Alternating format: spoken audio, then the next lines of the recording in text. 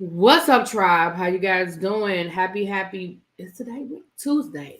Child, I can't keep up with the week. Happy Tuesday to everybody. Listen, come on in, take a seat. I don't really have a whole lot to talk about, but what I do have to talk about, y'all, I got some stuff to say. So come on in and get your seat. Grab you one. Grab you one. Listen, I'm sipping. I got a little wine. Okay. And I'm tired. Okay, I'm tired. It's been a long day. Okay, I was in class all day. I told y'all I'm in class this week. I was in class from 9 to 3. Then my car had a nail in it. I had to take it to go get my nail out, get my tire fixed. Then I took my nephew to the pool. I'm tired. But I said, and it really wasn't that much down there, but I said, I'm going to come down here and talk to the people because we got some stuff to talk about. So let me say hi to the people. Hey, Natalie. Hey, Morgan, Brandon, Lady D. Hey, Jonathan. What's up, big bro? Hey, China White, catching me live. Thank you. You working afternoons? I'm sorry, boo. I'm sorry. Am I enjoying my vacation? I am. I hate that I'm in class this week. I hate that the week ended up being, the week of this class ended up being the same week that I'm here, because it kind of puts a wrench in some things, like my mom, with my nephew and stuff like that. But we're going to make it work. We're going to make it work. His parents will be here tomorrow, and they're going to Busch Gardens and all that water country and stuff, child. Hey, everybody, Fort Wayne, Indiana. Hey, okay, what's up, Fort Wayne, Indiana? Hashtag Canada Forest Fire. I don't want to be ignorant, but why are we hashtagging Canada Forest Fire? I mean, I hope everything is well. I hope they get the fires out, but I mean, Your birthday was Sunday. Happy birthday, my Cancer sister. What's going on? My birthday is this Sunday. So happy birthday. Y'all make sure y'all drop some birthday chats in the emojis and stuff in the room. And Cross Country Cruiser, you are a member. And I believe you have cashed at me before. Let me see your little something for your birthday. Now I gotta find you though. But I believe you have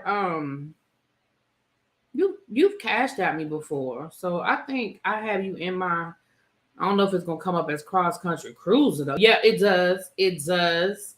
Okay, let me send you a little birthday something. It ain't much, but it's enough to get you a drink. Let me buy you a drink. You a member over this piece. That smoke is still in the air. Oh, girl. We had it. Well, listen, be careful, be safe, cover your nose, and we're just gonna pray on that. Hey, Miami. Y'all know listen. I'm gonna blame it on the wine. Mia. Hey, Faye, where you been, girl? I haven't seen you in a while. Hey. Yes, to the birthdays. 1 time for the birthday. 2 times for the birthday. Okay, hold on. Okay. Let me see here. Let me do this before I forget. Yes, honey. You see your little something for your birthday. You a member over here? Yes.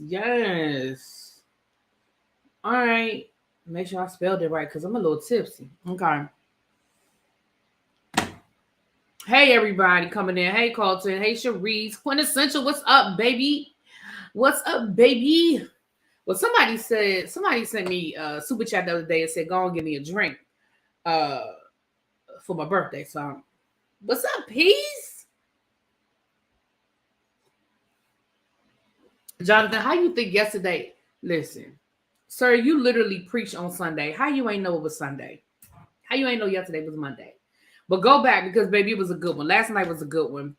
You got to find, I don't know the minute mark, but you got to find a timestamp when T.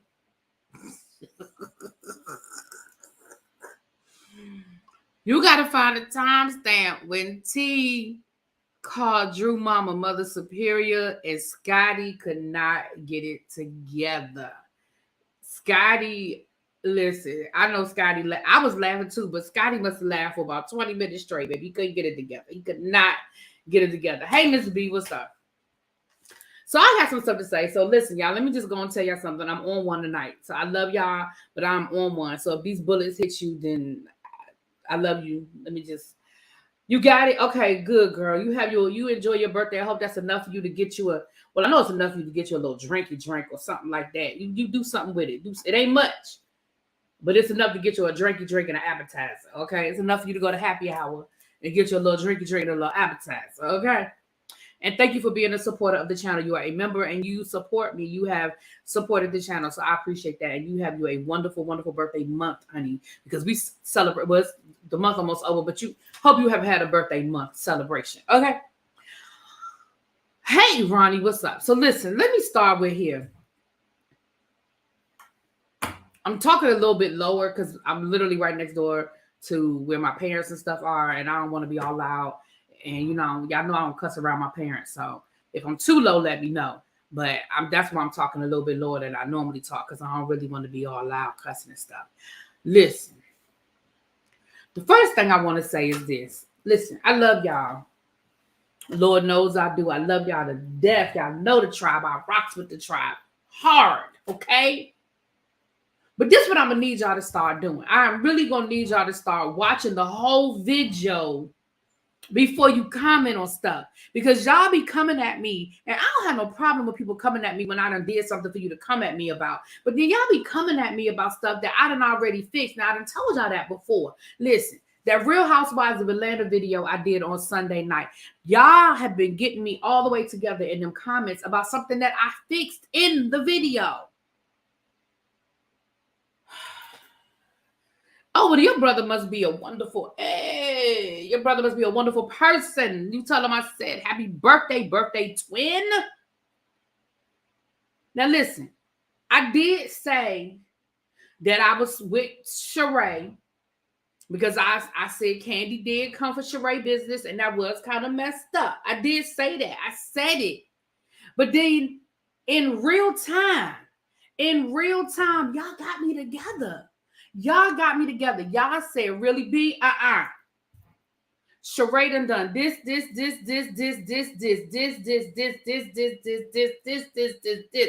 to Candy. And I said, y'all know what? Y'all are right. My bad.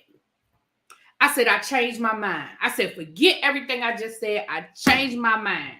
Did I not say that? For the people who were here Sunday night in the chat, did I not do that?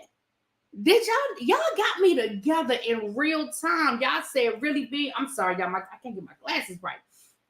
Y'all said, really be, you're not going to give Sheree that. Because Sheree, and I said, you know what? Y'all are absolutely correct. Now I remember Sheree sat there last season and called Candy all kinds of hoes.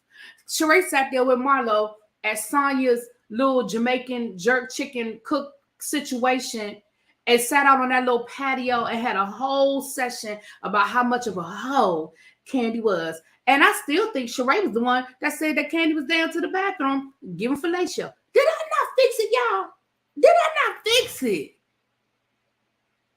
I fixed it. What's up, Zon? Hey, boo. Oh, what's up, Pam? Hold on. Pam is sitting here too.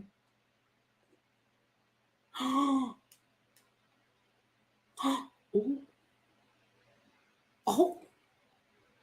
Y'all, we might be coming back. I gotta watch that video. We might come back. Pam, I gotta watch the video, girl. Oh my God. I just went live, Pam. I just went live. So listen, hey, Corey, what's up, boo? So listen, y'all know I don't care about y'all getting me together. Y'all know I don't care nothing about that. We a family here. I ain't always right. Y'all ain't always wrong. You know what I'm saying? Y'all know y'all don't have to agree with me. We just keep it respectful. Hell, y'all know me and Abby don't agree on half the stuff. Me and El Teddy don't agree on half the stuff. And y'all know them still my boo things right there. That's family. Y'all family. But I really want y'all to finish the video and then write whatever y'all want to write. Y'all, there are some people, Lil Baby used to do it. She don't do it as much as she used to, but Lil Baby used to do it. Lil Baby would leave me 20 comments because she would comment as she was watching the video. I don't have no problem with that either, because then you done finished the video and you might have had to come back and say, oh, my bad. I see where you said that now. My bad. I don't even have no problem with that. But y'all stop. Y'all been, listen, I even had somebody put in, y'all, why somebody put in the comments and said, wait a minute, they getting you together. Let me go watch this video. I said,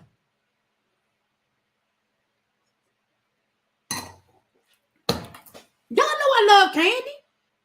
But I be trying to take situation by situation. Now, again, like I said, now I still stand by what I said about them parodies. Now, y'all's trying to get me together about the parodies. Listen, y'all can like the parodies all y'all want. And I never said that the parodies weren't cute. I never said that the parodies weren't funny. I never said that Candy didn't do a good job acting. What I said was,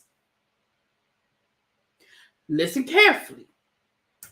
What I said was, yes, if you're a Cancer, put them crabs in the chat. Go and put them crabs in the chat to my Cancers. Mwah. What I said was, when your husband and your family are already complaining about you working too much, I don't understand why you went and found more work to do that ain't nobody asked for. That's what I said. I never said that the parodies weren't cute. What I said was, ain't nobody asked for them.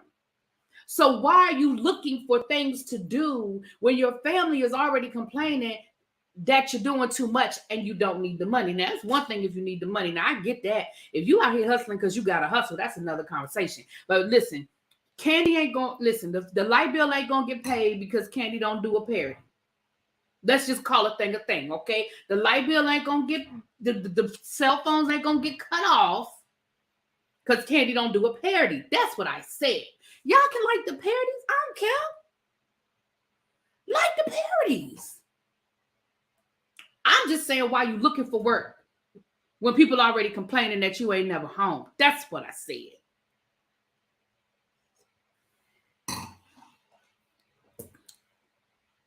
Exactly. And Jonathan was mad about it because Jonathan said I got saved and then backslid 5 minutes later. That's how I know.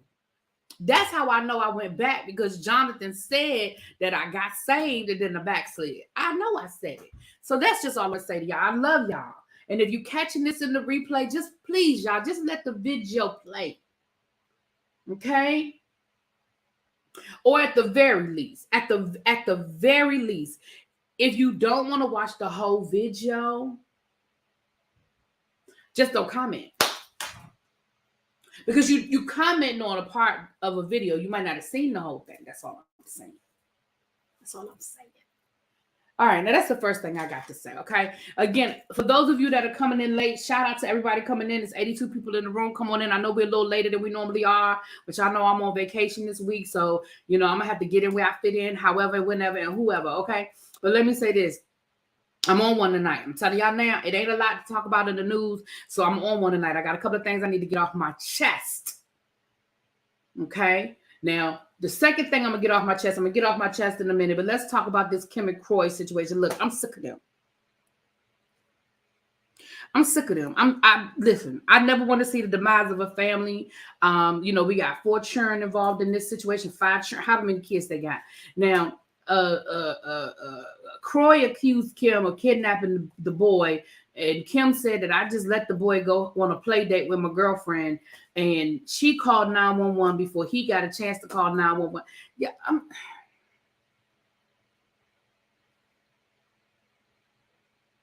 I'm sick of both of them at this point. I just want, look, can it just be over? Can it just be over? Because I'm just sick of all of them. I'm sick of all of them. I'm taking an AP history, like a training class, like a refresher. They've added some new stuff. They've changed the test. But I'm going to, now I found out today that I got accepted to a program at the National African American History Museum, at the Smithsonian here in DC. It's a 3-day program this summer. So that's what I'm saying. People don't understand. Teachers, a lot of teachers do that kind of stuff in the summer. Sometimes it's paid, sometimes it's not. Child, we stay busy. Okay. I'm surprised Kim and Corey lasted so long. I'm gonna be honest with you. I thought they wasn't gonna never break up. When it didn't happen in the first couple of years and they kept having babies and stuff, I said, oh well, it's either gonna be one or the other child. And I damn sure didn't see this. But I'm just sick of it. I'm sick of it.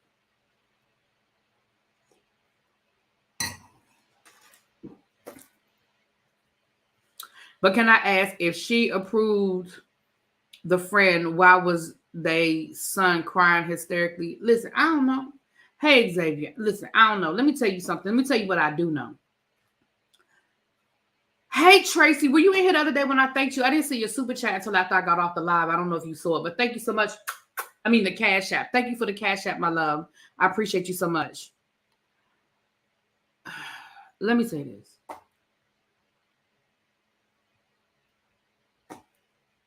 Let me say this. Thank y'all, everybody. Thank you, thank you, thank you. Let me say this. I ain't hear that call Don Don. I'm going to tell you why. Because I'm sick of them. I did listen to a little bit of that 911 call, and I said, I'm sick of this too. I'm sick of all of it. I'm sick of all of them, and I'm sick of all of it, okay? That's the truth. That is the truth. I'm sick of it. I'm sick of them. I'm sick of it. I'm sick of it.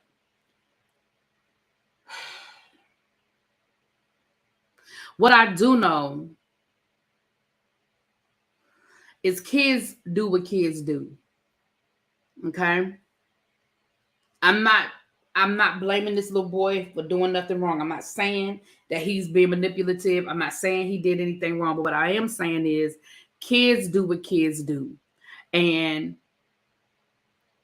I know my nephew, if he gets sick of being here with me and his grandmama and his granddaddy, I know my nephew will call his mom and daddy on the phone and make it seem like we are killing that boy. Because he wants them to come and get him. Because he's sick of us. Now, I'm not saying that little boy lied. I'm not saying I'm not saying that. But what I am saying is I do not think that little boy was kidnapped. Now, he might not have liked the way he was and who he was with, but I do not think he was there against Kim's wishes. Now, he might have been there against his wishes. That doesn't mean he was kidnapped. He's a minor. If the mama said, oh, you going on a play date? Well, go ahead and take my child. Get him on out of here. This version of me is entertaining child. That's the wine. It's the wine. You just came from over at El Teddy house? Child. It's the wine. Okay. So that's all I'm saying. I don't know. I'm just going to be honest. I'm going to give y'all full disclosure. Child, I didn't listen to the little boy. But what I do know is when we're dealing with divorce and we're dealing with kids, unfortunately, kids can be manipulated and kids can be put in really, really bad situations. And kids can manipulate because they know that there's stuff going on. So all I'm saying is this. I hope that it's not anything nefarious. Okay? But I need more information before I'm just going to go there. Now, as much as I don't even like Kim ass, I ain't going to go along with that until I got more information. Kim did not sound like she was worried at all when she made that 911 call. Kim said, listen, my son then went on a play date and the daddy mad because we're going through this, divorce. So she called 911 and said that Corey was going to call them. She also stated that Corey stole her divorce. Who's still? Why would he still?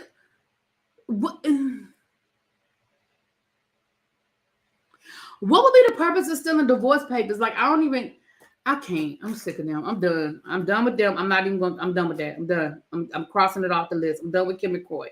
I'm sick of them. I don't even be talking about these people that much, okay? I don't even be talking about these people that much. Y'all know what I'm saying when I'm saying this. I don't even be talking about these people that much. They have gotten too much of my energy. Sick of them. Right. Don't they have the same damn divorce papers? It's the wine for me. It's the wine for me. So you see the wine over there flowing free. Whatever. Call it what you want. I had to steal that from my baby, giving you the real tea. I'm sick of it.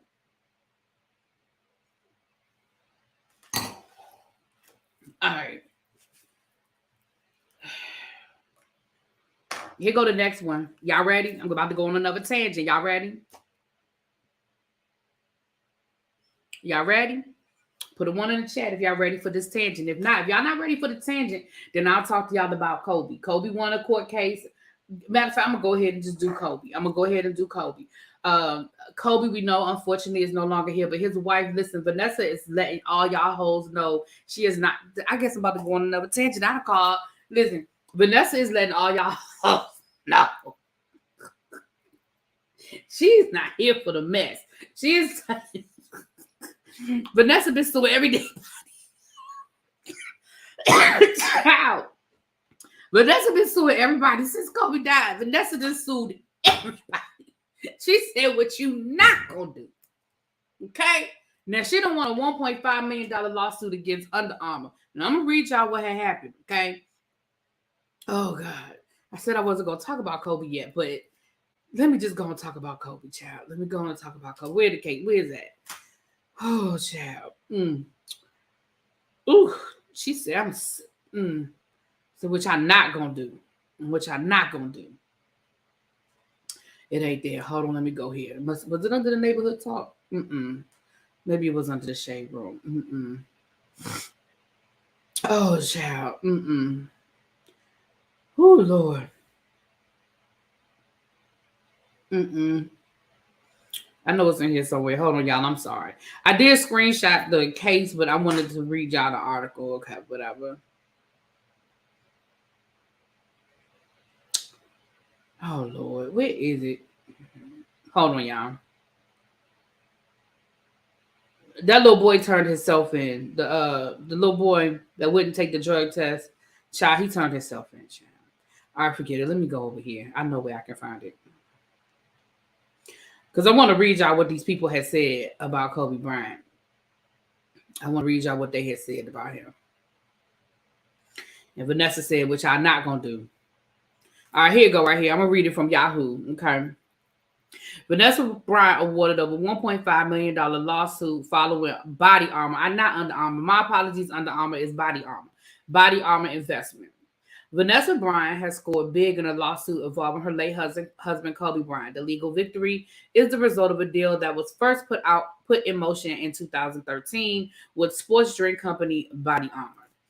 TMZ Sports was the first to report the breaking news in 2013. Kobe invested $6 million into Body Armor. The terms of the trade meant that the Lakers legend would make 10% interest from sales of the beverage. However, when the brand was sold a few years later to Coca-Cola for $5.6 billion,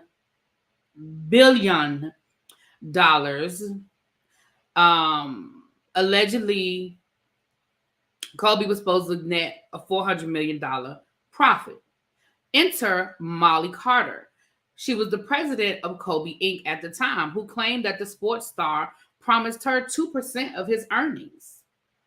Things got messy when Kobe refused her allegations in 2019, 6 months before he and his daughter, they were killed. Okay, the massive loss didn't stop the lawsuit, and Vanessa stepped in and filed her own counterclaim, alleging that Molly violated the duty of loyalty and the non-disparagement clause in her employee contract.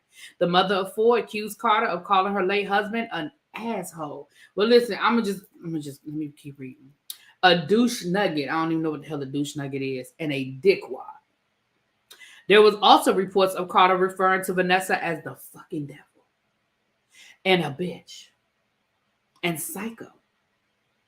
Even making fun of Bryant's newborn daughter for having Botox lips. Now, you know that's low down. That's low down. That is low down. Carter also allegedly made race-related comments saying that she was around for a lot of fancy-ass black people during a company-sponsored private jet ride to the NBA All-Star Game. If it wasn't for Kobe Bryant's vision and belief, Body Armor would not have been able to achieve the success we had. I couldn't be more excited to become part of the Coca-Cola family and set our sights on the future. Body Armor co-founder Mike Rapoport said at the time of the initial deal. Today, Vanessa was awarded more than $1.5 million in attorney's fees. So basically, she getting attorney's fees because basically this woman don't have no money, okay? But what she did do was she sued the hell out of her, and I'm here for it. I'm here for it, Vanessa. You better get all them coins. You better get all them coins. Okay? Said your baby got Botox lips. What kind of shit is that?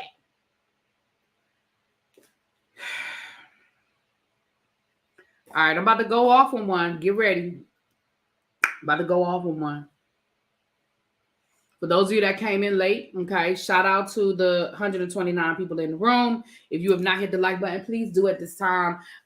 Donations are not required, but they are truly accepted, okay, and appreciated. I'm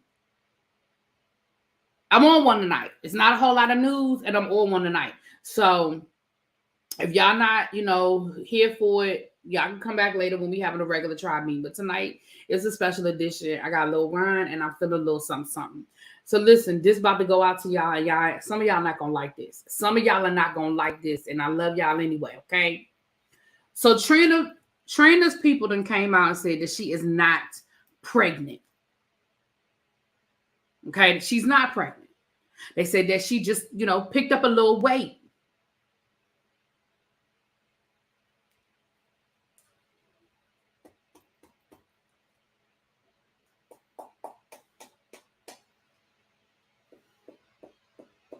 Let me say this.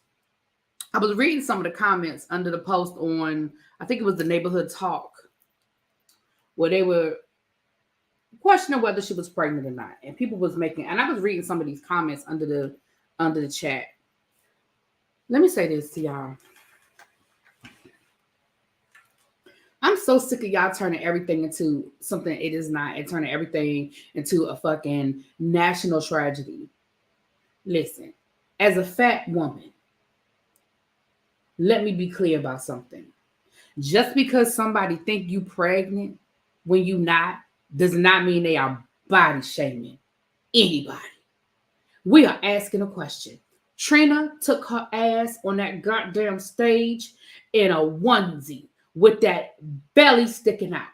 Okay? It looked like she only gained weight in her belly. All right? I understand that when she did the verses, people questioned she was a little pudgy. I noticed over the years she done picked up a little something, a little weight, little this, little that, and that's fine. But baby, what she showed us Sunday night,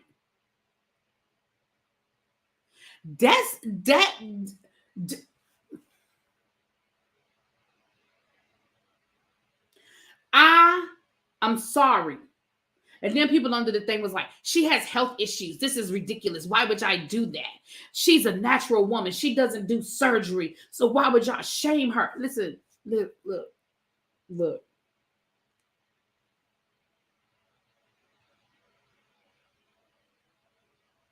Listen, ain't nobody body shaming that woman. It may be correct. It may be insulting, but it's not body shaming. Okay, I have done it myself. When I used to work at Baby, I think I told y'all this before. I worked at Babies R Us. And this woman had on this, first of all, she was still wearing a maternity outfit. So my thing is, if you don't want nobody to think you're pregnant, then don't wear maternity clothes, okay? Now, I'm sorry that you were still holding on to the baby weight and it was more comfortable for you, but don't be mad because I said to you, that is a beautiful maternity outfit you have on, because it was like a business suit and it was bad. I thought it looked bad. This was years ago. This before women was comfortable wearing their bellies out and doing all the stuff they do now with their baby bellies, okay? She looked nice and I thought I was complimenting her. It was a baby store. She looked at me. She said, I had my baby 6 months ago. Baby, I never again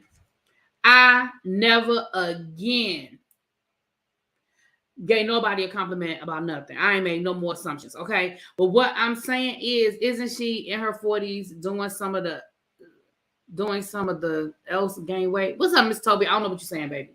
But what listen, and I know y'all not gonna like what I'm saying. I love y'all anyway, and I hope y'all still love me too. But what I'm saying is, listen, I get it. But what y'all can't do is, what y'all are not going to do to me and to everybody else that questioned it, y'all not going to sit there and say that y'all didn't see Trina on that stage and be like, Y'all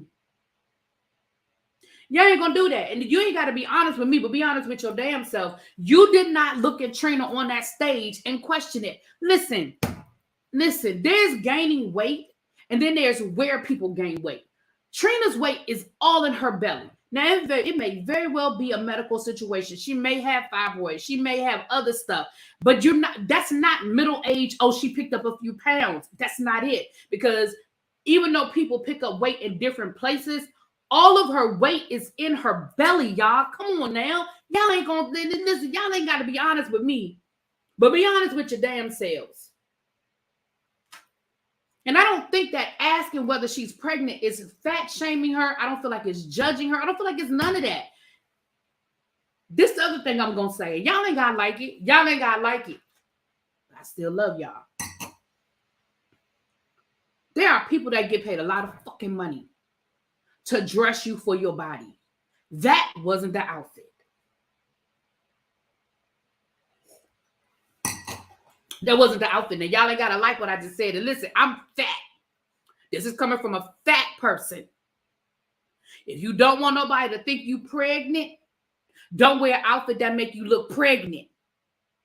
There are so many different ways to camouflage your belly. There are so many different ways to dress for your body. I understand that Trina is the baddest chick. She's still the baddest bitch.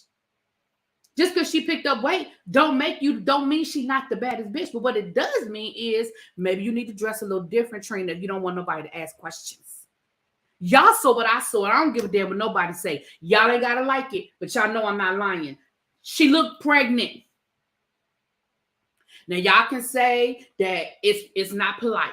Y'all can say that it's rude.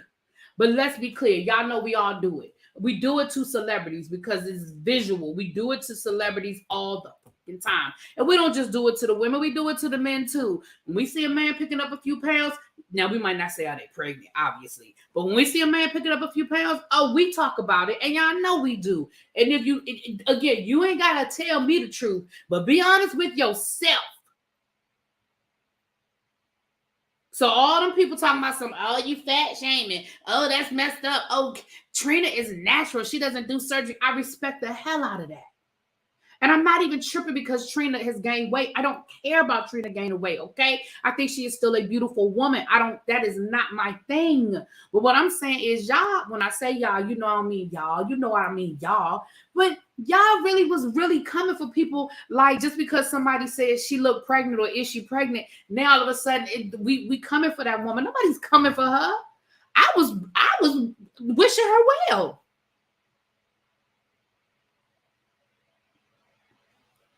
Wishing her well.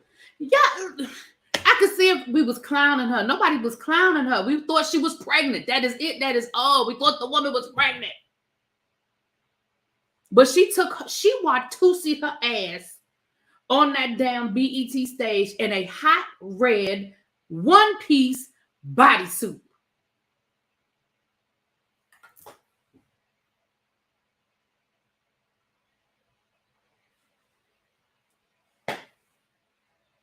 She saw what we saw. The mirror saw what we saw. Somebody fat shaming her because we thought the woman was pregnant. Now, I love y'all, and I hope y'all still love me, but that ain't even what it was. And then people was like, she got medical issues. Okay.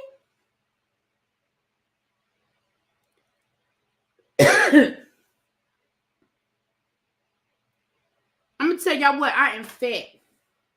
And if y'all saw me Watusi my ass down when I was down at the Boss Babe Awards or I was whatever, and I had on a one-piece hot pink onesie, y'all would have been like, I don't know if that was the best outfit for Really Bees. I don't know if that was the best decision.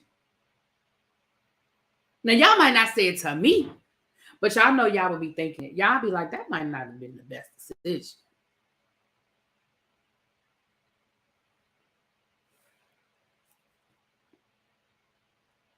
That's all I'm saying. Okay, Rihanna's Super Bowl outfit. Right. It could have just been she could have won a onesie. She could just make it a little bulky, little baggy, a little something. You know what I'm saying? But for people to just turn it into that somebody always coming for somebody, like y'all really be doing a lot. And y'all be the same ones that probably walk up in the church every Sunday morning, and y'all probably be talking about all the mothers of the church as they come Watusi and they ass up in there with they kitten heels and they hard candy and they hats to the back.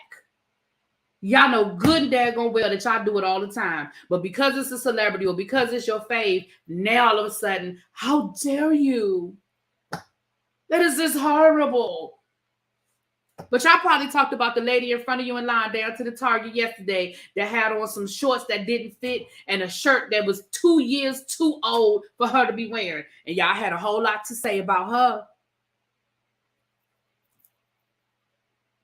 Now all of a sudden, because people asking whether this woman is pregnant or not, now all of a sudden it's a problem. Hold on. I'm playing with y'all today. Told y'all I'm on one. Hey, Miss Toby, I told y'all I'm on one today. If you came in late, I'm telling y'all now, I'm on one today. Trina BET Awards. Y'all, because I don't think y'all understand what I'm saying. And I'm not fat shaming her before y'all get in y'all feelings. I'm not fat shaming her. I want y'all to see the picture. If y'all didn't see the picture, I want y'all to understand why people thought this woman was pregnant.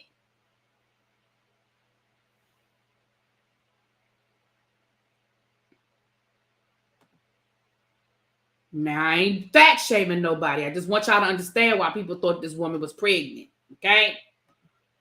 Before y'all say something. I am not. Let me say one more time for the people in the back. I am not fat shaming her. I just want y'all to see what we saw down to the BET Awards. And I still love Trina. And I still think she the baddest bitch. Okay? But y'all need to see what we saw. Hey, DC Native. What's up, my love?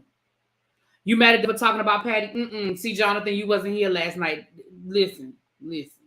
I already gave y'all my 2 cents on Patty. Now, if you want me to double back on Patty, I can double back on Patty. But I already gave y'all my 2 cents on Patty.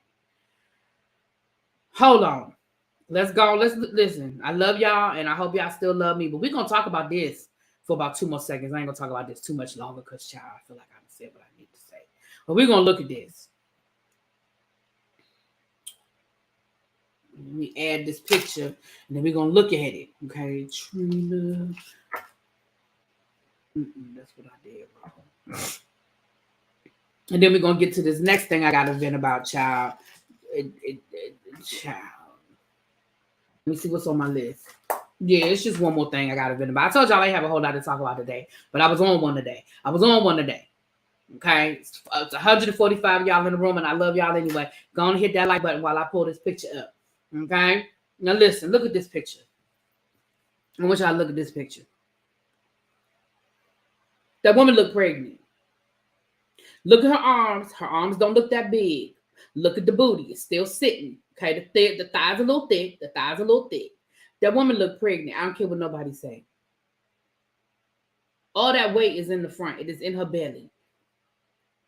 Now, nobody told her to wear that one-piece onesie.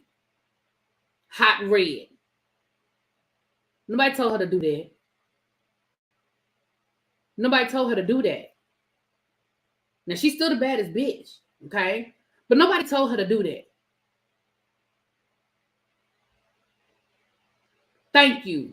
See, some people are being honest. So why are people wrong for asking if she's pregnant? I mean, come on, y'all.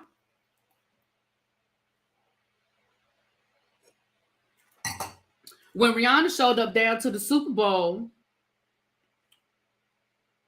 that was the whole, if you go back and if y'all was on Twitter or anything else, that was the whole conversation about Rihanna at the Super Bowl performance. Everybody was like, is she pregnant? Is she pregnant? Is she pregnant? Is she pregnant? Is she pregnant?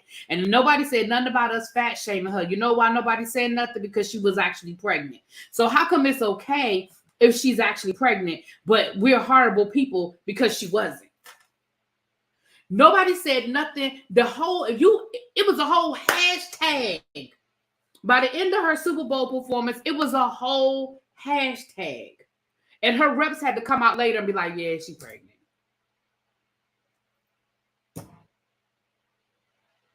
But nobody said nothing about us fat shaming Riri because Riri was pregnant. Had Trina's people came out and said, yeah, she's pregnant, when nobody has said shit. But because she's not pregnant, now all of a sudden we horrible people, and how dare we? And oh my goodness, we're fat shaming her, and she's just older, and she's just picked up weight, and she's done this and done that and done that. Now all of a sudden, y'all see what I'm saying? Y'all understand what I'm talking about here? That's all I'm saying. It's the double standard for me.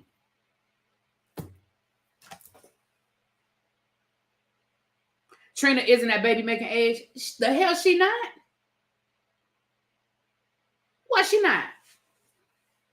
Halle Berry was 672. Janet Jackson was 758. J-Lo might have been 70. But as long as she producing the egg, she can carry a baby.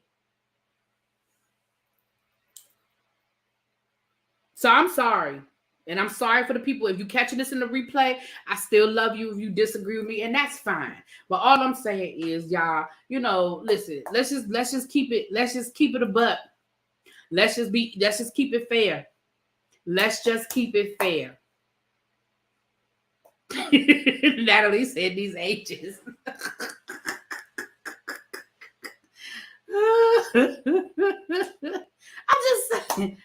I'm just saying, y'all. And again, as a woman who, y'all know I'm fat, okay? I get it. I can't imagine being thin or being thick your whole life and then picking up weight later on in life. I'm sure it's a lot on her, so I'm sorry if it hurts her or it makes her feel some kind of way. But what I'm saying is we're not wrong. And I say we because I was one of the people. We're not wrong for speculating when you see the weight and where the weight is. It is all in her belly. And again, she needs to get some new stylists or some better stylists, or she needs to adjust. And I'm not saying she has to adjust just because she's picking up weight. That's not what I'm saying. Because I think if you want, like Lizzo, child, if you want to put it out there, baby, do what you do. Do what you do. But what I'm saying is, then you can't have it both ways. You can't wear outfits like that when you've always been a small person or a thick person. Because Trina was, Trina was beautiful. You can't get mad when you start picking up the weight and people are questioning it. If you're going to keep wearing them kind of outfits. Now, either you can start dressing for your body type because your body type has changed, or people are going to ask. Now, people ain't going to ask no more because you just said you ain't pregnant. You know what I'm saying? J-Lo had her twins when she was 38, 39. I was just joking, y'all. I was just joking. So anyway, that's my 2 cents. I just had to say on Trina, child. I just had to say that on Trina. All right, so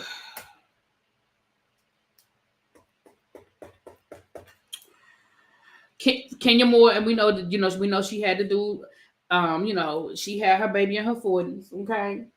And again, women can carry. I think Trina's in her 40s. I mean, she can still carry a baby.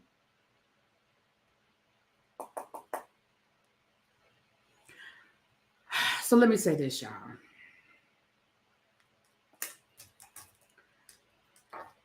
Oh. Yeah, I know I've said this before. But I just think I'm done. I just think I can't do it no more. My last little bit of hope for the Love and Marriage Huntsville franchise has now totally been demolished. I have always liked Maurice. I always thought that Maurice, out of the 3 men on that show, I always thought that Maurice was,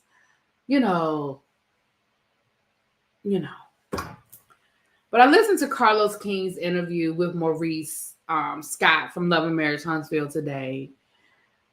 Maurice Scott, when I say I'm cool with Maurice, like me and Maurice have had offline conversations. I mean, he don't be giving me tea or nothing like that. But I have talked to Maurice, right?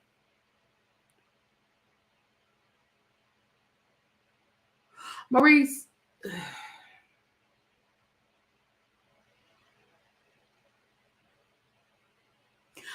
you are a toxic ass jerk.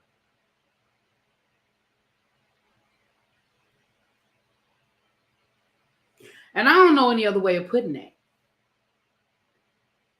Let me let y'all hear something. I'm going to let y'all hear it. I was going to talk about Robyn and this whole Beyonce thing. I'm going to take that off the thumbnail because I just don't think I care enough about Robyn. I just don't. I don't care enough about it. But, wait a minute. Somebody sent me a cash app. Hold on. Thank you, Miss Bay. Thank you so much, my love. Yes. Yes. See what kind of blessings you get when you pick up the phone Look at you. Yes, thank you for the cash app. Thank you, thank you, thank you. Again, yeah. Okay. Oh, my mama sent me some money too. Well, she didn't send me no money, child. I paid for dinner. And she give me money back. I done told her she had to give me no money back, child. Let me let y'all hear what he had to say. I'm gonna just let y'all hear. For those of you who do not watch Love and Marriage Huntsville, don't go nowhere because this is a universal conversation. This isn't just about Love and Marriage Huntsville, okay? This is a universal conversation. So let me just give you a little bit of if you don't watch the show, you don't know who I'm talking about. So on the show, Maurice got his wife, Kimmy, who I love, love Kimmy, but I'm side-eyeing Kimmy a little bit too on this one, but I'm gonna put that to the side right now. Kimmy was diagnosed with breast cancer last year. She has since gone through radiation, chemotherapy. She, went through the surgery to have the lump removed and all that kind of stuff. One of the conversations on last season on the show was how much Maurice wants sex. He wants sex all the time. I mean, if they're not having sex 2 or 3 times a day, it seemed like he is not happy. He's complaining. And she is a very sexual person. And so she, for the most part, was with him, Well, this season, of course, going through chemo, going through all the things that she's going through, she ain't really been feeling sex. Surprise, surprise. And we saw a whole conversation where she talked to him about how she doesn't feel sexy and how she just doesn't feel like it. And she still does it anyway because she knows that it's important to him. But she usually ends up faking it so he'll be finished and she can roll over and go back to sleep. Now, I felt like that was an effed up conversation in itself. But, okay, girl. But let me let y'all hear a little bit of what he said to Carlos King today. Well, I don't know. The interview dropped yesterday, whenever the interview dropped. I'm going to let y'all hear a little bit. And this ain't even the whole conversation. I'm going to just let y'all hear this part. Because this was the part that I was like, this motherfucker. Because they started off talking about traditional. I came from a traditional home and the man did this and the woman did that and da-da-da-da-da and da-da-da-da-da. That's the kind, blah, blah, blah. And Carlos was right. Yeah, me too. Oh my gosh, yes, that's how I grew up. That's the home I grew up in. But we're gonna get to that traditional home. We'll get to that in a second. Little baby, don't let me forget that. Chef Don, Xavier, don't let me forget the traditional situation. I just want y'all to hear this, okay? Are you that much of a sexual person to where, despite what she's going through right now, you still feel like there's a happy medium in terms of her pleasuring you? This is what I'll say, because this is very difficult, right? There's a difference between wants and needs, all right? And I'm a person who actually needs sex, not a person who wants sex. Now, at times I want it, but I actually need it. So life throws us curveballs like what we're going through right now. And what Kimmy is doing is admirable as a spouse. To roll over and suffer through it, I was hoping it wouldn't be a suffering, a sufferable moment, but she rolls over and suffers through it, fakes it all for me. Because at that moment,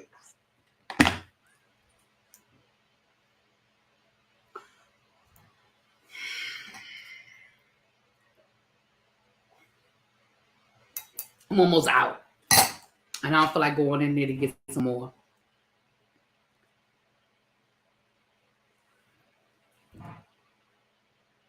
I keep stopping myself because I keep getting ready to say, motherfucker.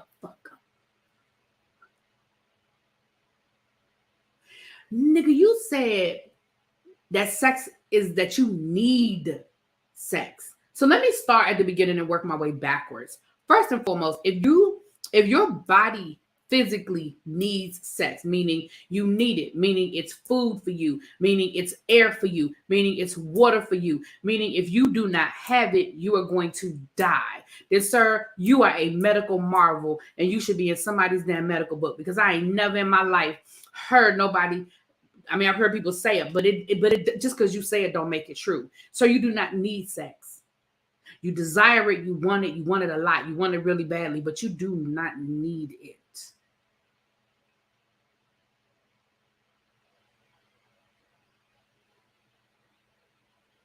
For you to sit there and say, For some people, it's a want, but for me, it's a need. I need sex. Why, sir? You mean you need sex because if Kimmy don't roll over and give you what you want, you're going to cheat on her? Is that the need?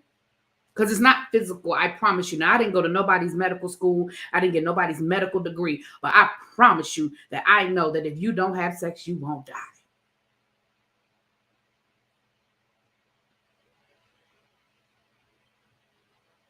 And for you to say that it was admirable for your wife who's going through what she's going through to roll over just to please you and be so thoughtful to fake it so that you'll think that she's enjoying it. Like, when that shit came out your mouth, you didn't hear how bad that sounded, Maurice. When it came out your mouth, you didn't see nothing wrong with that.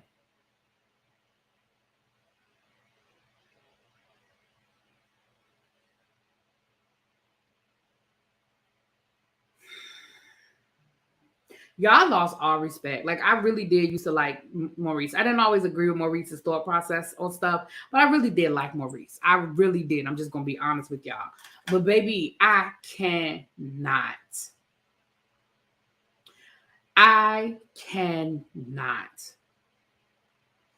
This woman is literally getting poison pumped into her body.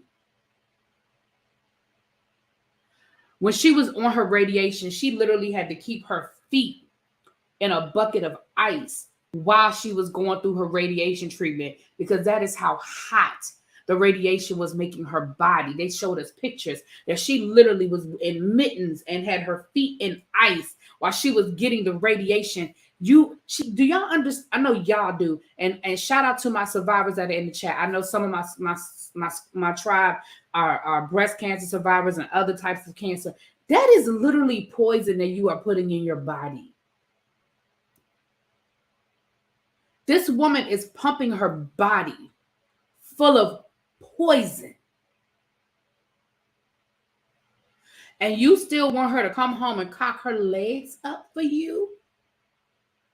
Sir, you should be waiting on her on hand and foot when she comes home. She shouldn't have to worry about doing nothing but wiping her ass. She shouldn't have to worry about walking up and down those steps. She shouldn't have to worry about eating dinner if she even has an appetite. She shouldn't have to worry about having a blanket on the bed, having clean sheets. She shouldn't have to worry about what she want to watch on TV. Listen, she shouldn't have to worry about not a goddamn thing, much less rolling over and letting your funky ass pump on top of her. Or as they said in The Color Purple, do your business.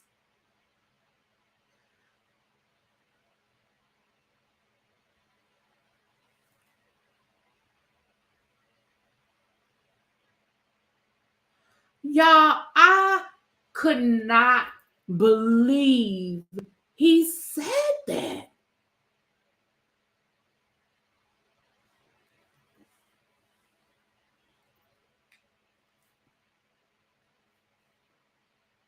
I can't. I can't. There is nothing on Love and Marriage Huntsville redeeming. There is just nothing.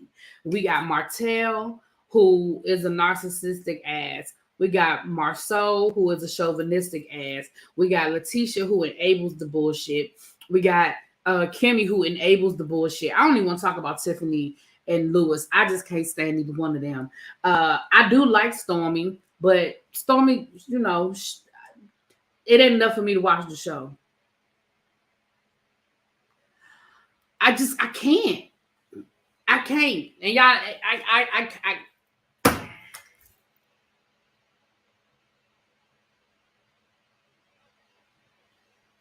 I agree with you now, Corey. I agree with you now. Maurice, to me now, Maurice, you worse than Marcel. I done moved you up on the list. Hell, I'm going to be honest with you. I don't know. I'm going to put you right up underneath Martell. I mean, don't get me wrong. You ain't surpassed Martell yet. Only because there's certain things that Martell has done that I just, you know, but you're right there. there.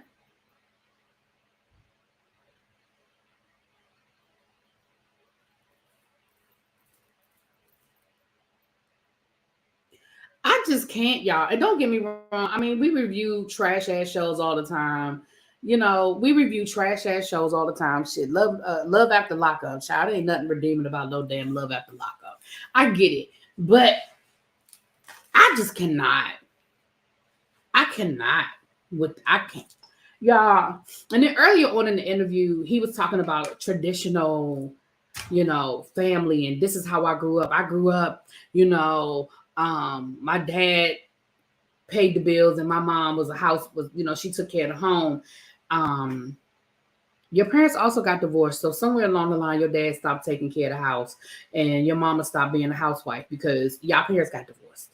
So see, that's the stuff y'all don't want to talk about. What happened when your parents got divorced? Because let's be clear, they weren't wealthy. It wasn't like your daddy was able to take care of your mama and take care of his new household with whatever he had going on over to the left. So at some point, your mama was working. And that ain't who you marry. See, here's my issue. Okay. I ain't got no more wine. This is my last sip.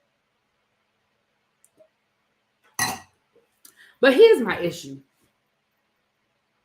I don't have no problem with you saying this is the kind of woman I want. I want a woman that's going to stay at home and take care of my children, make sure that I got a hot meal on the table, make sure that the house is clean when I come home, and that's it, and that's all. I ain't got no problem with that. Listen, there are women out there that want that life, and that's cool. If you find a woman that's cool with that, then that's cool with that. The problem I have is these are not the women that y'all are marrying. And so what you're doing now is you're taking these women that you're marrying and you're trying to put them in that mold of what it is that y'all want to see. So my problem is go get that woman. Kimmy wasn't that woman when you met her. Kimmy was college educated. She's a nurse. She has a degree. She has a career. She's been working in nursing. She does the credit stuff and the real estate stuff. Tisha, when you met her, she was in college. And I understand that they made a 5-year agreement that for 5 years, Marceau would grind it out and take care of the business and Tisha would stay home and take care of the kids. Okay. Guess what? She changed her fucking mind. She wanted to use her degree. And not only did she want to use her degree, she went back and she wanted to get another degree. See, y'all didn't go out and find those women. So now you mad because they are who they always told you they were. And that's my problem. Because I wouldn't have no problem if you went out and found those kind of women and that's the life y'all was living. But see, y'all are trying to put these round pegs in a circle square and it don't fit right. You can get the peg in, but it don't fit right.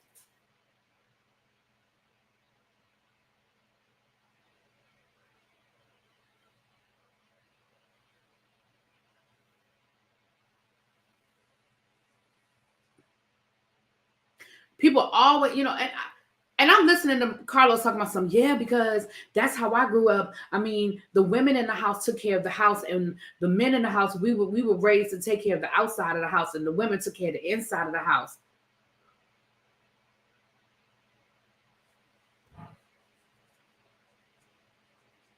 So, Carlos, you co-signing this bullshit?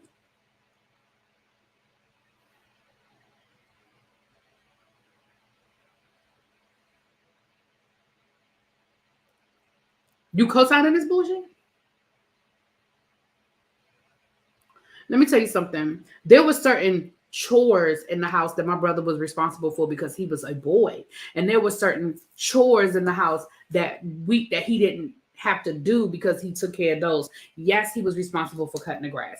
Yes, he was responsible for putting the trash out on trash day or whatever. And when he came home from school, he was responsible for putting the trash back in. Okay. But he still washed the dishes. He still learned how to cook. He still knew how to clean the house. Now, my mother, like I said, there were certain chores that my mother did not make him do because he did take care of the trash and the lawn. You understand what I'm saying? But it wasn't because, he takes care of this, y'all take care of that, because that's women's work and that's men's work. I mean, there was just certain things that my parents, I mean, yes, there were certain traditional things, but it wasn't like my brother didn't have to take care of nothing inside of the house. And when my brother got older and he left the house, guess who had to start taking the trash out?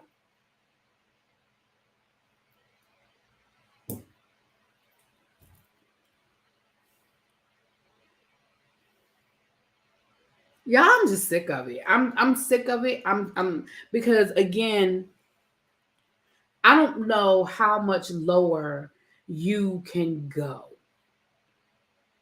That is just the lowest of the low of the low. That this woman literally could have died. Do y'all remember when Kimmy got her diagnosis? It was bad. Like Kimmy's diagnosis was bad, but for the grace of God, sir, you should have been kissing her motherfucking feet.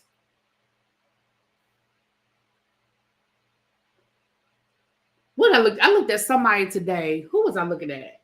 Somebody made a comment today. I can't remember if it was in the. I think it was Millie Chan. I think it was Millie Chan said on, she does her TikToks, her little shorts, and I think she said something about, boy, if you don't roll over and get you a toy, and stroke it out or something. She said, and I said exactly.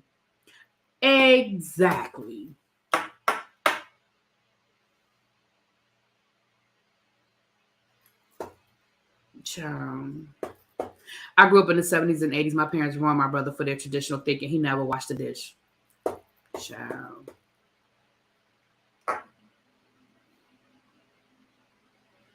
I ain't putting Maurice on no damn sick and shut in list. We're going to put him on the ignorant and stupid list. And I'm going to let Carlos know. I'm going to put a comment under that video and say, this was the final nail in my love and marriage Huntsville coffin. I can no longer support this bullshit because this is ridiculous. I just feel like I don't even have the vocabulary right now to really articulate how I feel about that, y'all. Like, I'm so serious right now. I don't even have the vocabulary to articulate how I feel about that. The vocabulary escapes me. I don't have it. The words that I want to use are just not coming to my brain. And I feel like the words that I'm using are not sufficient enough to really explain how I feel. I am angry. Like, that shit made me physically angry. I was physically upset listening to him objectifying his wife for his own personal satisfaction in the midst of her literally fighting for her life. I mean, she is literally fighting for her life. And you are so wrapped up in what your own wants, because again, it is not a need, it is a want. You are so wrapped up in your own personal wants and don't see nothing wrong with it. Like, he really sat there and justified that shit, y'all. He don't see nothing wrong with that. Y'all, I don't even have the words. I don't even have the words.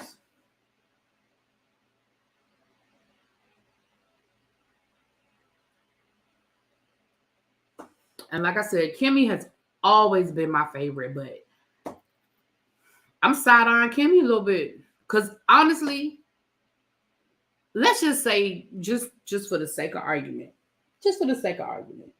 let's say Maurice has never articulated that to her. Just walk with me, y'all. Just walk with me. Let's say that Maurice has never articulated that, which we know he has. But let's just, for the sake of argument, child. After listening to that, I promise y'all I'll be packing a bag. After I literally would have listened to that interview and I literally would have packed a bag. And I'm not saying that I would have like divorced him, but I'm saying I could not have physically sat in that house with that man. I really would have needed a moment. I would have needed to go sit in a hotel for a couple of days, go over a friend's house. I really would have needed a minute. Because again, it's moments like that. Although I don't justify violence, I don't defend violence. I shouldn't say I don't justify. I don't defend violence because sometimes I do justify. I don't defend violence. But in that moment, if that were me, had as angry as I am right now, and that ain't even my man, I literally would have had to leave the house or I would have hurt him. And that's real talk. Like, I would have put my hands on that man. It would have been leave the house or or catch a charge. Because I would have put hands on him. And that's no joke. Like, that's real talk. I would have, when that man said, some people it's wants and needs, and I need, like, that, he was dead ass, y'all. I need sex. What's up, SJ Dub? I need sex. And my thing is, they dated for 6 years. So, girl, you knew what you was getting. Like, I don't believe that the one thing I will say about Marcel and Maurice, I will say this, I don't feel like they hid who they were. I think they were very clear. Because in the interview, Maurice talks about how when him and Kimmy were dating early on in their relationship, Maurice told her, this ain't going to work because you always want to lead. You always want to be in charge. And this ain't going to work because you always want to be in charge. And he said that he had to understand that as a single mom, she always had to be in charge. He went through this whole long thing about how the Black family, even in slavery, even after slavery, how the Black family was always intact, which is bullshit. I'm not even going to listen. The historian in me, I'm not even going to go down that road with him, that the Black family was always intact. Nigga, what is you talking about? The fuck is wrong? Sir, what? He said it wasn't until the 1970s where we started seeing the erosion of the Black family with mass incarceration. Now, listen, I ain't gonna sit here in front. Yes, there was a lot of breakdown of the Black family with the infusion of, the epidemic, the crack epidemic, mass incarceration. Yes, that absolutely was a thing. But what we not gonna sit here and do and act like the Black family was always intact until the 1970s. We're not going to sit here and act like that there weren't things that constantly pulled the Black family apart and constantly attacked the nucleus family of Black people prior to the 1970s. Please don't get me started. I can't. The fact that it was illegal for slaves to even be married in most states, that should let you know right there that the breakdown of the Black family started from the inception of us being stolen from our families and brought to this country. Like, what's up, Star? Don't even get me going there. I cannot. Sir, really? The Black family was torn apart from its very inception. And to take my brother El Teddy's, these yet to be United States of America, okay? Like, it has always been under attack. What the fuck are you talking about? The Black family has always been under attack. What we're not going to do, I can't. I can't. J-Dub, did you listen to that Carlos interview with Maurice? Now, me and J-Dub, we don't always agree on stuff, so I would be interested to hear if he saw it and what he had to say. You do love a Marriage Huntsville, don't you? If y'all not subscribed to J-Dub, y'all check J-Dub out. He's a content creator. He reviews. I know he does own shows because I know he does Ready to Love. And I think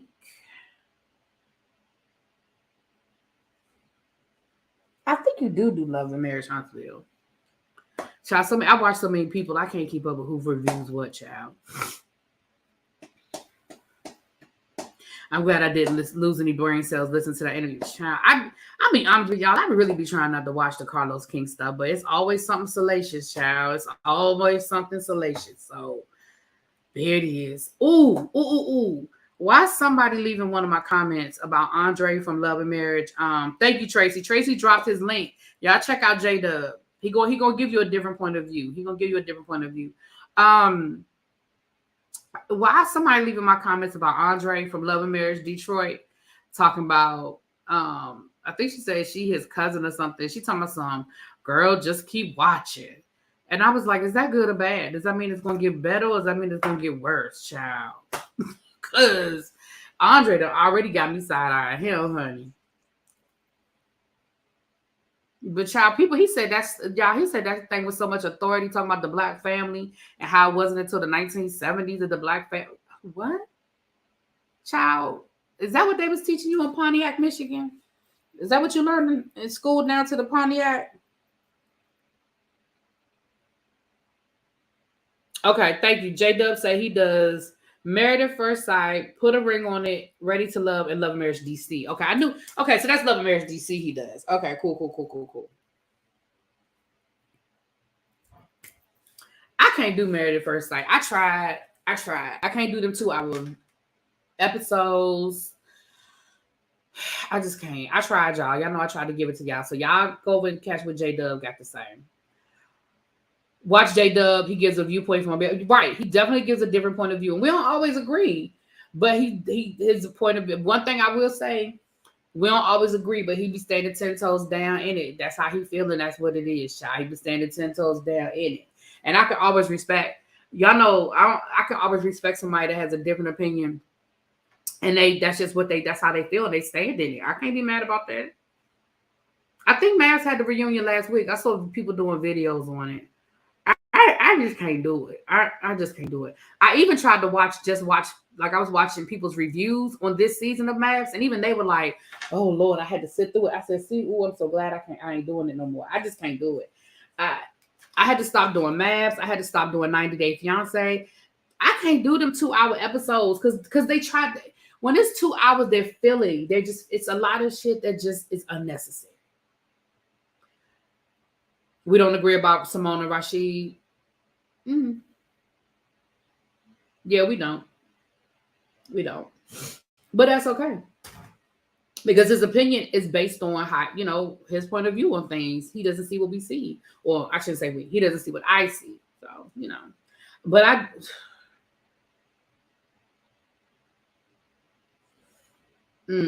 see, this wine got me saying stuff that I don't need to be saying.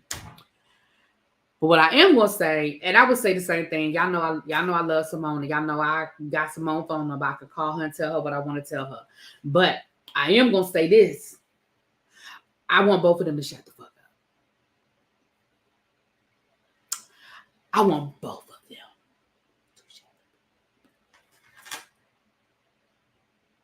Now I will say that. And I told Simone that. So I ain't saying nothing I ain't said to Simone. I told Simone that. Now we'll say that. And that's all I'm going to say. And we're going to move on. We're going to move on. Anyway, y'all. I just had to come down here and get some stuff off my chest. I had a little wine.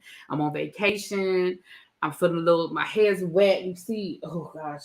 I meant to put my hair up before I got in the pool, but it wouldn't have mattered because, child, my nephew is 5, y'all. So first of all, I was on the side of the pool. First of all, they have like an adult pool, and then they have like the pool. First of all, it was 5,672 kids in that goddamn pool. I know I swallowed somebody's pee. I just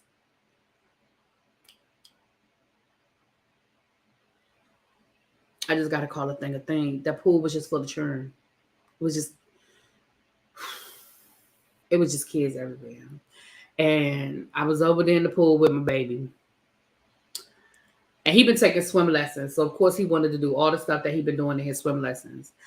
But he kept jumping. He wanted to keep jumping in the pool. So, of course, I had to be close enough to him so that when he jumped, I could catch him, or like I was close enough to grab him, I don't even want to tell y'all how many times the boy kicked me in my chest, kneed me in my chest. Y'all. Oh, it was a whole situation in that pool today. So one time, that's why I said it didn't matter if my head was up, because one point he was pulling on me and he actually pulled. I lost my balance and I pulled. Child, I was in the water. I was underwater. He was underwater, child. Really, I'm going to be honest. People are toxic and they twist a traditional marriage to suit their toxic behavior. That is my problem with people trying to explain traditional marriages. Here's my issue. Okay, listen. I'm going to say this and then I'm going to get out of here. I was going to drop the link, but I don't have time because I got to go look at this other video and see if I'm going to come back and talk some more shit. But listen, let me say this.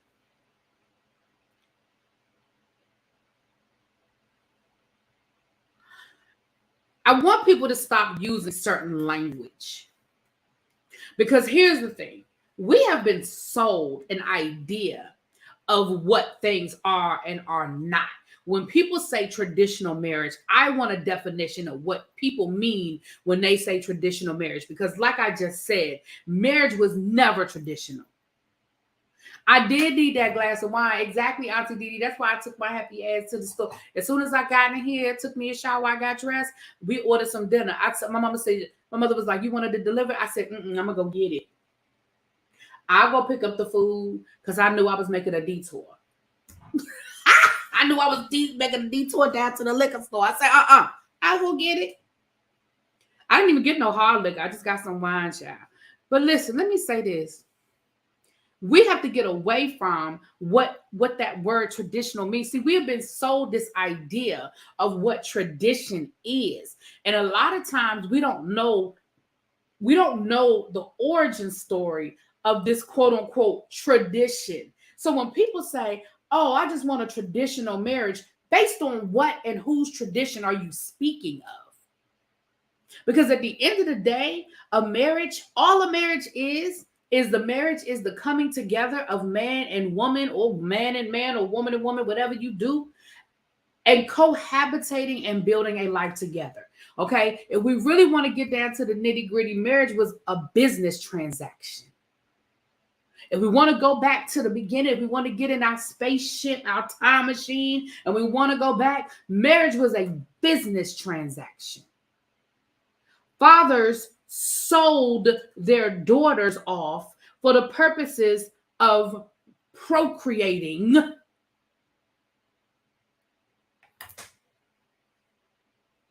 If we're going to call a thing, let's call a thing a thing. So when people say, oh, I wanted a traditional marriage, you don't even know what that means. You don't even understand what you're talking about. When people say they want, what is a traditional marriage? I want to know what that tradition is. What do you mean by that?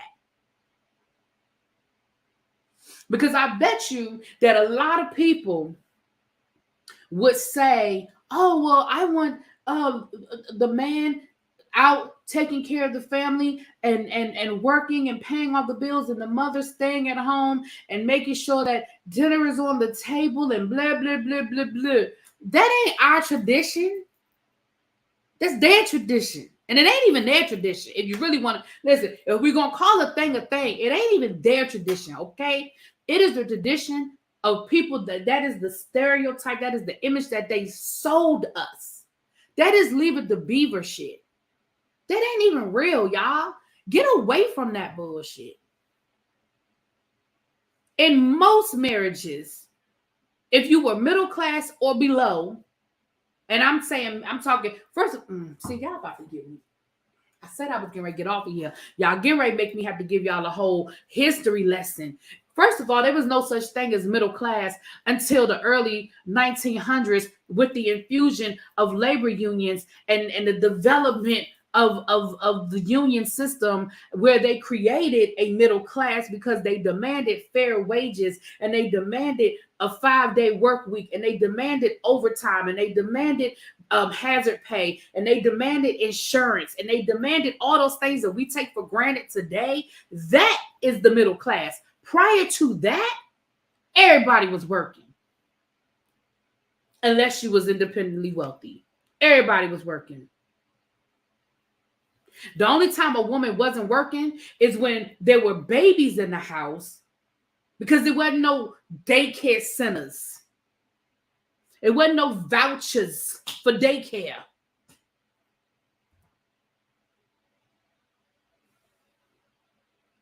And even if you were, depending on where you were, the baby went to work with you. Look at all the factories where listen, do y'all know why? Child, listen. Do y'all know why school is mandatory in the United States now? Do you understand why we have a public school system? We have a public school system because we had to eliminate child labor. You know why we had to eliminate child labor? Because kids as young as 3 and 4 years old were down to the factories working with their mamas, getting hurt, getting injured. They was in the mines. Because their bodies were so little, their hands were so little, they could get in the nooks and the crannies that grown folk couldn't get into. And with the infusion of the labor union, once again, the labor union had a lot to do with eliminating child labor. And when they eliminated child labor, they said, well, what the hell are we going to do with the kids? Oh, well, we're going to make the kids go to school. You know why? Because there was no such thing as public school not universal public school up until that point. The only people that went to school were people who could afford to pay for their kids to go to school. That's why so many kids was in the streets, running the streets, working and stuff, because their parents couldn't even afford to send them to school. There was no such thing as a universal public school system until the elimination of child labor. See, y'all don't want me to start. See, y'all let me get started. Hey, Ma, y'all done got me started. Y'all done got me started. So when we start talking about traditional marriage, you're talking about some shit you saw on TV. You're not talking about the reality of what traditional marriage is. Your mama stayed home because it was 20. I'm talking about Maurice and Marceau now. It was like 13 of them. That's why your mama stayed home, because she was taking care of them damn kids. And I ain't saying there's nothing wrong with that. Do what you do. But your mother wasn't staying home because y'all parents were independently wealthy and your father could afford to pay all of the bills and let your mama stay home. By your own admission, y'all were poor. Y'all were poor. Why were y'all poor? Because your mama was staying at home taking care of the kids while your daddy was out working, and his one paycheck could not sustain the household.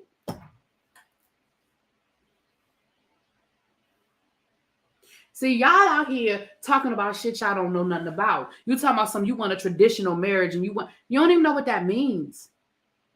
And I want people to get away from your marriage is what you define it as. It works for you and your mate, your spouse, your partner, whoever it is. It's what works for y'all. People was out here clowning Gabrielle Union when she talked about her and Dwayne Wade. They split the bills 50-50, even though we know that ain't quite what it is. But it doesn't matter. Why are y'all worried about how they've been married a long time. Whether you like it or not, they've been married a long time. Whatever they got going on works for them. Why? Because they're not living by anybody else's definition or standard of what marriage should be.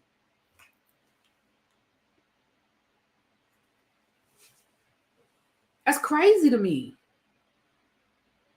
So you got this man sitting up here justifying how he treats his wife, basing it off of an idea that ain't even fucking real. It's not even real. It is a facade. There was no traditional marriage. Not what you're talking about. That ain't what it was. That ain't traditional marriage.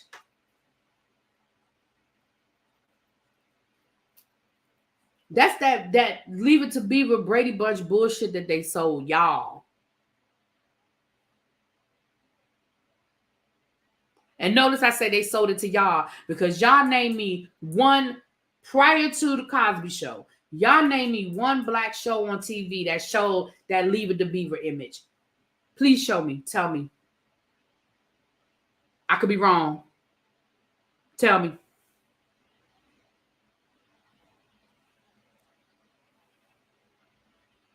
Hell, the only show I could think of where even had Mama and Daddy was Damn Good Times, and they killed the daddy off because he wanted to show the family in a more positive light. They said, "Oh hell no, we can't do that. We can't show a bunch of black folk living good. Kill his ass. Get rid of him." We had Claudine. I mean, not Claudine, because Claudine was the movie about Diane. But the Diane Carroll, when she was a nurse, she was a single mama. What was it Bertha? Well, she was a maid, black lady that was a maid. I said prior to. Okay, I'm gonna give you the Jeffersons because the Jeffersons started in the late 1970s, early 1980s. But George was a buffoon. George was a buffoon. And prior to them getting rich, his wife worked. She was Weezy worked. She didn't work on the Jeffersons, but prior to the Jeffersons, she worked. She was a maid. When they were on All in the Family, Weezy was a maid. Julia, that's it, Julia. That's my mama. Daddy wasn't there. Hell, he wasn't even married to the baby mama. He was living in. Remember, he had left him and then came back, and he was trying to win her back.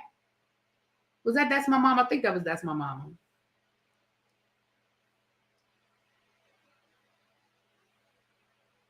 Right. I mean, George, it was funny. The Jeffersons was funny, but what I'm saying is they made him a buffoon.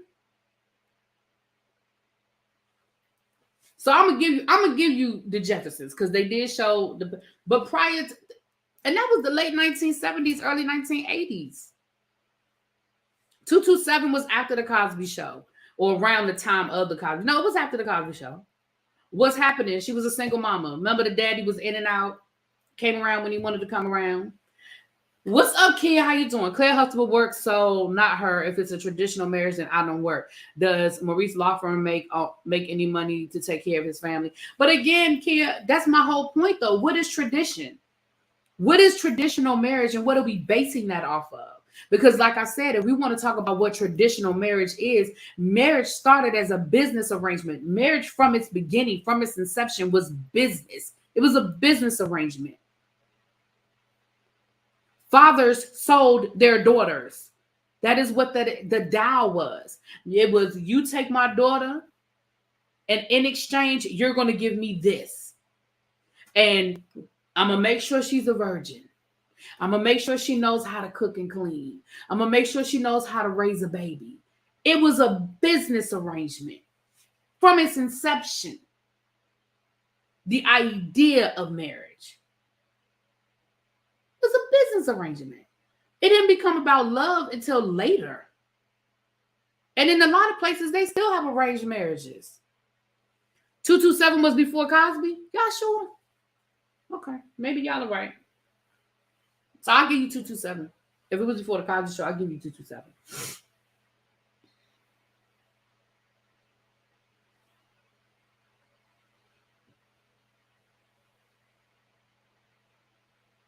Traditional marriage 2023. The man pays all the bills and the wife gets to keep all her money. Shit. The men wanted a male heir to carry. Thank you, vintage 1970. Thank you, my love. Even in the color purple, so absolutely. That's what I'm saying. Like, that is what it was. I mean, it evolved into all this other stuff. But again, when you start talking about tradition, I want to know what you mean. What tradition are you talking about? When people say, oh, I want a traditional marriage. Based on what? Based on what?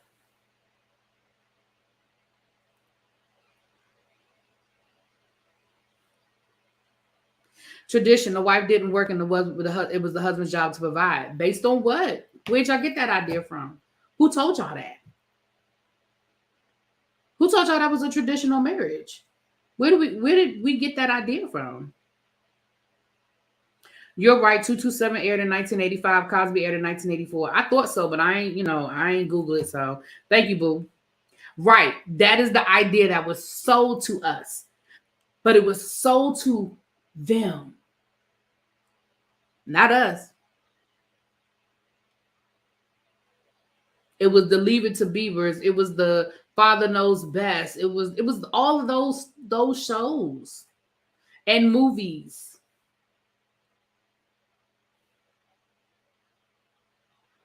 Every marriage is different. So who even came up with the term? Thank you. That's what I'm saying, Natalie. It's just, and I don't know. It just frustrates me. Like I said, y'all done let me rant. So y'all done went off on a whole tangent, child. I went off on a whole tangent. But I mean, at the end of the day, I'm basing marriage on what I seen my parents and grandparents do. And that's fine. That's fine to say, listen, my idea of marriage is what I grew up seeing. But that doesn't make it traditional. That just means that's what you saw growing up in your house. What I saw growing up in my house may not be the same thing, but it worked. My parents been married for 50-something years. My aunt and her husband were married until they were married for 50 years until he passed away. My other aunt and her husband, they were married. Hell, they were teenagers when they got married, and they were married until he passed away. My grandparents were married till my grandfather. I grew up seeing marriage. That doesn't mean it was traditional. The way my aunt and uncle carried their household wasn't the same way that my parents carried their household. It wasn't the same.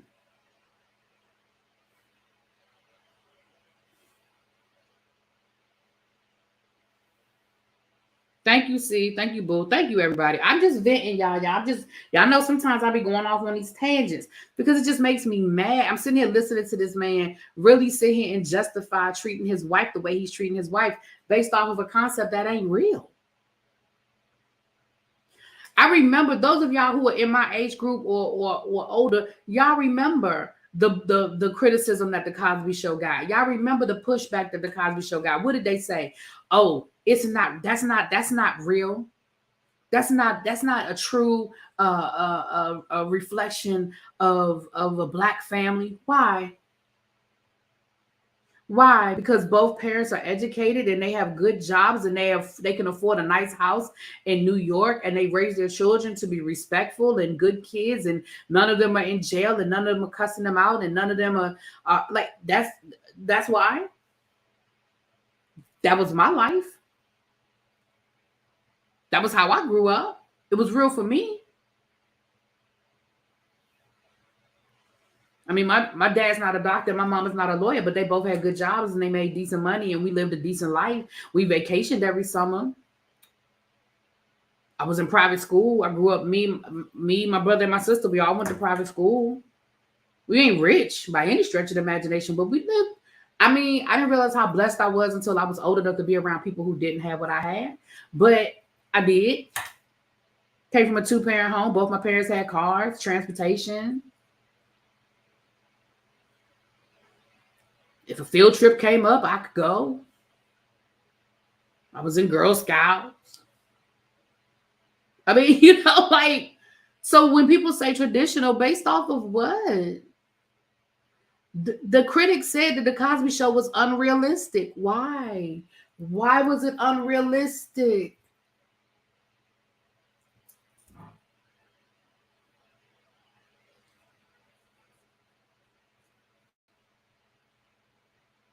It wasn't unrealistic for Family Ties.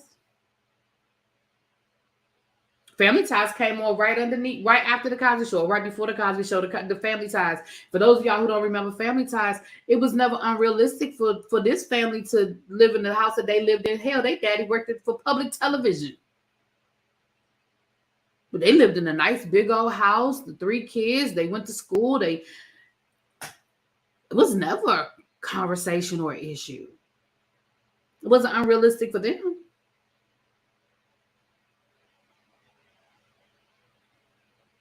Right, Jub. We supposed to be in poverty. We supposed to just be poor. Same here. My daddy had his doctorate. My mama, her master's. Cosby Show was absolutely my life. Exactly. They said it was unrealistic for Black families while it was perfectly fine for Roseanne to showcase her blue-collar family. Right.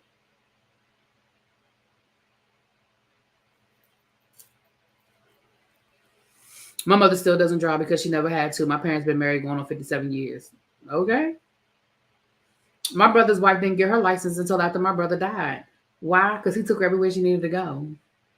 Picked her up from work, dropped her off from work. And if he couldn't take her because he was working or whatever the situation was, she, took public transportation. But after he died, then she got used to, certain things. So she went and got her license. She still don't like to drive, though. It's more of a, she does it because she kind of has to. But my brother picked her up, dropped her off. The Family Ties was before, thank you. Right. Was never growing pains wasn't a problem. Hell, what was my show? Mr. Belvedere. Nobody ever had an issue with the fact that this little boy had a whole butler. They had a whole butler in their house. Nobody ever said nothing about Mr. Belvedere. It was never a problem. Growing pains. Never a problem. Anyway, y'all, we could do this all night, y'all. People wanted to see dysfunction, and not all Black families are so dysfunctional that people are scared. Exactly. And don't get me wrong. And the thing, child, I ain't doing that. That's another, because I'll be here for another 30 minutes. But like I said, people used to call my daughter spoiled because she has 2-parent household in a decent neighborhood. Some people call me spoiled too. Silver Spoon, that should be my show right there. I love Silver Spoon. I was a debutante too, Kia. I was a debutante, and people acted like you must have had a good family. I just had a family that was normal, 2 Black family. I can't read it, y'all. 2-parent Black family to me, yes. The model image of a Black family is what's strange to me. I was in school when I found out everyone didn't live in a 2-parent household. I mean, I knew that people didn't because I had friends who didn't, but again, I didn't realize. I mean, my life was just my life. Hey, Ravine girl, I done went off on a tangent because we was talking about the Carlos King interview with Maurice Scott, child, from Love and Marriage Huntsville, child. You're going to have to red ball back because I'm about to get off of here now. But, Child, I might be coming back in about 20 minutes. I got to go look at this video that Pam sent me. If it's something worth talking about, child, I'll be right back, child. I'll be right back. But I'll probably be calling y'all. I'll probably be calling y'all from the car. I'm about to go outside for a few minutes. Peg Bundy was a stay-at-home mom, and her husband worked at a shoe store. Give me a break. Okay. I came from my young adults. I spoiled in my single-family home. Nearly every family. And there you go. Bougie for sure, maybe not spoiled. Bougie. Y'all think I'm bougie? I ain't bougie. Nearly every family in my neighborhood growing up had both parents. Okay. Shut I ain't bougie. Y'all leave me alone. Bad and bougie. I was so happy to see the Migos. Oh, I was so happy to see the Migos. All right, y'all. Let me watch this video. If it's something worth talking about, I'll be back. If not, I'll see y'all tomorrow. Y'all have a good evening. Love y'all. Thank y'all for being here. Y'all go make sure y'all check out. Y'all know y'all always check out my baby Abby. Y'all make sure y'all check out SJ Dub. If you want to hear reviews from a male point of view, he's from the DC area, one of my homies. Y'all go check him out. Like I said, we don't always agree, but I always respect his point of view because guess what? It's his. All right. Mwah. Talk to y'all later. Y'all, this wine. I said talk to y'all lady. Talk to y'all later. Wait a minute, Jessica, you said you did a research paper on the evolution of the Black family on TV. If you still have it, can you send it to me if you don't mind? I would love to read that. I would definitely love to read it. I taught, all right, I'm going to say this and then I'm going to get out of here, child. 1 year I taught, child, they only asked me to do it 1 year. I taught journalism 1 year. And the first 2 to 3 weeks of the school year, we didn't write nothing. We didn't write a thing, right? I said, before we write anything, you guys need to understand the power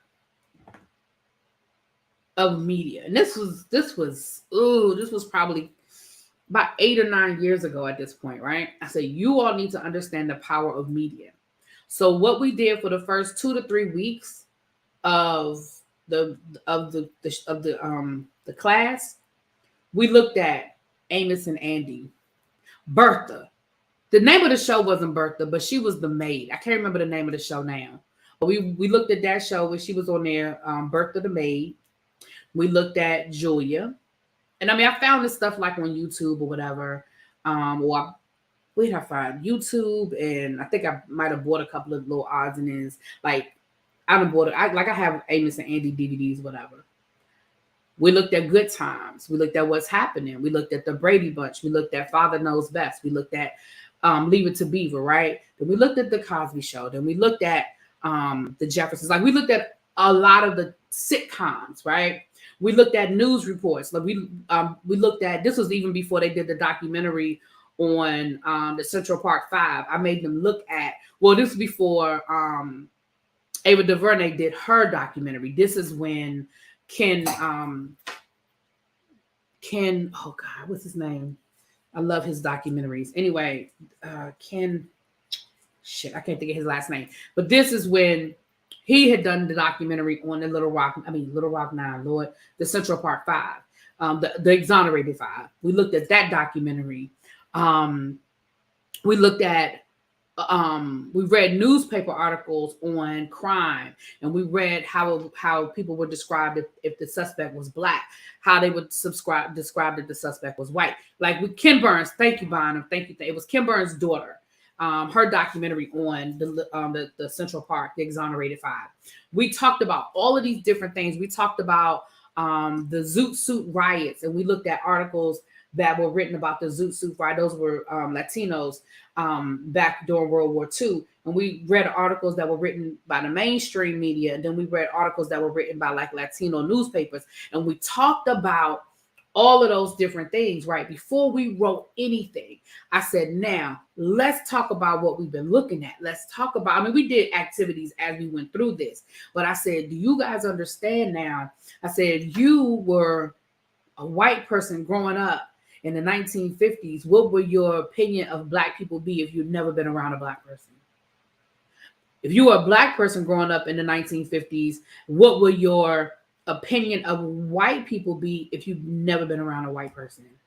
And we did that. What would your opinion of women be? What would your opinion of Latinos be? Like when we did that, we did it for the 1970s. We did it for the 1980s. And I said, okay, so now we're in a journalism class and you guys are going to be writing articles as it relates to whatever.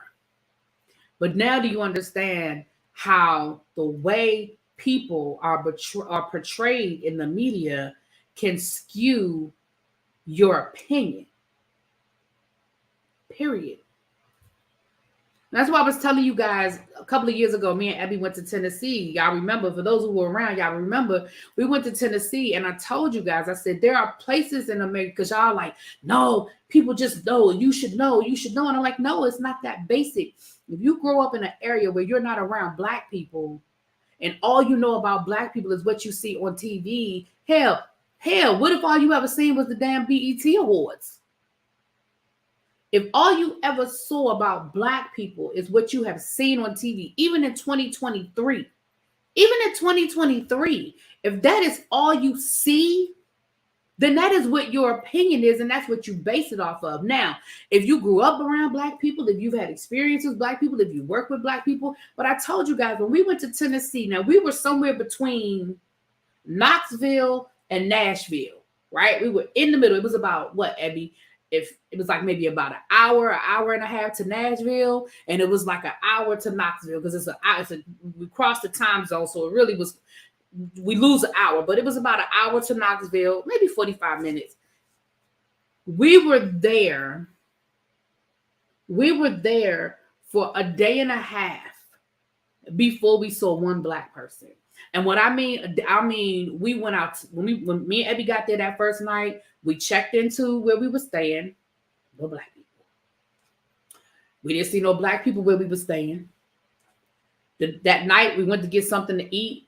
When we ordered, I went and picked the food up. There were no Black people in that establishment where I picked the food up. The next day, we got up. Me and her, we went to Cracker Barrel. Wasn't no Black people in that Cracker Barrel. We went to Walmart. Now, I know y'all know when I said we didn't see there wasn't even no Black people working at the Walmart. Now, there was a lot of Latino people working at the Walmart, but it wasn't no Black people working at the Walmart. It wasn't until we went down we was at the Dollar General, and we saw a Black person coming out the Dollar General, and we were like, oh my goodness, y'all, that's the first Black person we've seen, and we've been here over 20, we were there for a day and a half. A day and a half.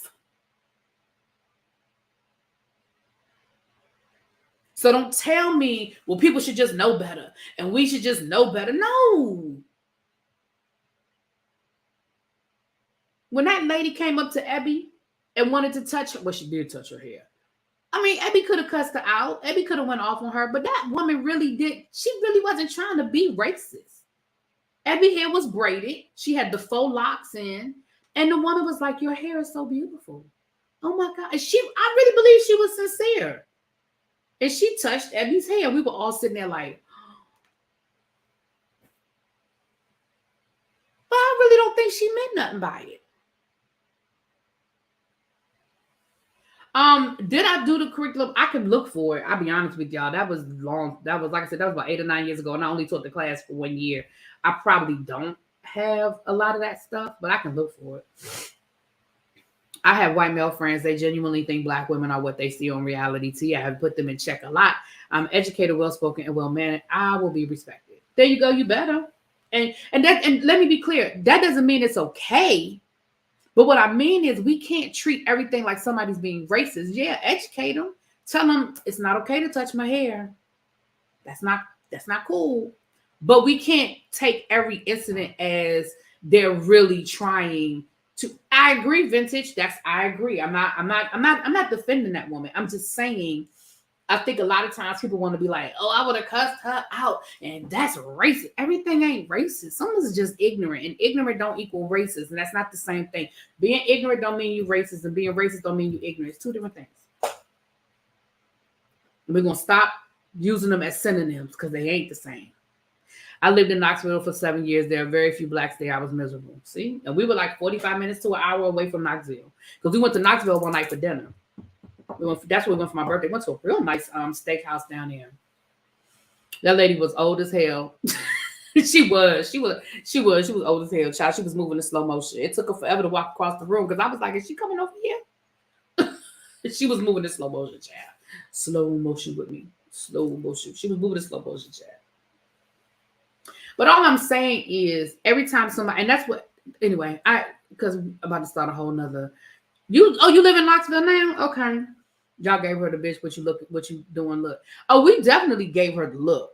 Now, the look was given, you know. And again, yes, it is still an invasion of personal space, but I think that people automatically equate it to being racist. Oh my gosh, she touched your hair. That is just,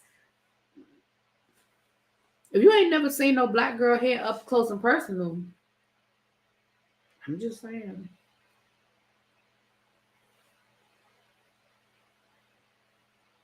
The attitude of touchiness comes from a time when blacks were used as circus attractions. Okay, I don't have the energy for that tonight. Okay.